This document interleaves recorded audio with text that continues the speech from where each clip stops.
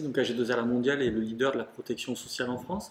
Pourquoi on a soutenu ce trophée? Pour le groupe, l'innovation vient des territoires et AG2R La Mondiale la soutient en lien avec ses différents cœurs de métier, la retraite, la prévoyance, la santé, l'engagement sociétal du groupe, le digital. Donc AG2R La Mondiale est un acteur majeur aujourd'hui du soutien de l'innovation en France et des clusters sur les aspects liés à la transition démographique, à la transition écologique, au digital, à la santé, au service à la personne ou à l'alimentaire.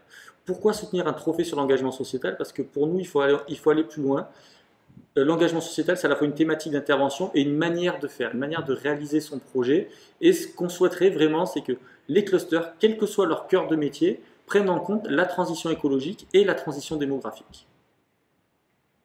Aujourd'hui, c'est un premier partenariat avec France Cluster. On avait plutôt l'habitude d'avoir des partenariats avec des clusters en bilatéral et c'est la première initiative avec France Cluster. Ça nous intéresse à plusieurs titres parce que France Cluster est un acteur majeur de référence sur le secteur de l'innovation parce qu'il permet de fédérer l'ensemble des clusters et donc de porter nos messages, nos actions vers l'ensemble des clusters. Donc c'est un accélérateur aujourd'hui des dispositifs qu'on monte ensemble. Et pour nous, c'était le premier pas, un premier pas qui est très réussi. Le trophée engagement sociétal pour nous est un beau succès. Les autres trophées aussi, les administrateurs présents à apprécier les trophées. Et on se dit, continuons en 2020 voilà, à travailler ensemble sur ces aspects de transition démographique. Alors, Happy Visio, en fait, développe des conférences à distance sur la prévention à destination des seniors. L'objectif, en fait, c'est de faciliter l'accès des seniors à des informations qui leur permettent d'accompagner leur vieillissement et d'agir de façon active sur la prévention. Donc, il faut intervenir des grands spécialistes, des médecins, des juristes, des conseillers en toutes sortes. Ils s'associent avec des partenaires de renom, type France Alzheimer, l'association sur le cancer, etc. etc. Et en fait, ils travaillent avec des collectivités ou des grosses structures qui ont accès à un nombre important de personnes âgées de plus de 60 ans. Et donc, ils peuvent organiser ces conférences de façon collective. C'est-à-dire que ça facilite l'accès au digital.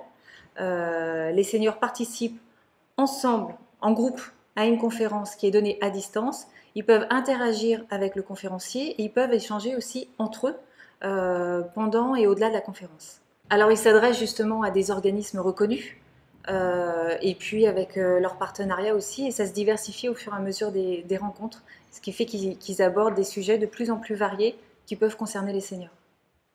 En fait, c'était au début, au lancement de ce site, c'était pour les aider en fait à toucher en fait les seniors. C'est-à-dire que nous, on a développé au sein du cluster un Living Lab avec des clubs utilisateurs qui sont constitués de personnes âgées de plus de 60 ans, volontaires et bénévoles, qui souhaitent aider les entreprises à innover en leur donnant leur point de vue d'utilisateur.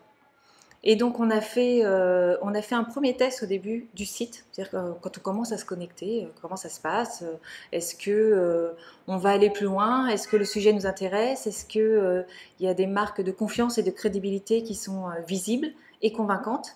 Donc on a fait ce premier test avant usage, on va dire, auprès d'une centaine d'utilisateurs. On a repéré les facteurs prédictifs d'acceptabilité du site. Ensuite, en focus group, donc en groupe beaucoup plus restreint, toujours avec des seniors, on a travaillé sur ces facteurs prédictifs pour améliorer l'acceptabilité du site. On a fait des préconisations à Happy Visio, qui les a appliquées, qui a modifié son site, et on a testé ensuite encore auprès d'une centaine d'utilisateurs le nouveau site, et on a augmenté clairement le taux d'intention d'usage du site.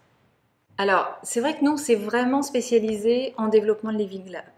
Avec une méthodologie très spécifique, c'est-à-dire qu'on ne fait pas de tests d'ergonomie ou technique, mais vraiment sur l'acceptabilité, l'utilisabilité et l'utilité des solutions.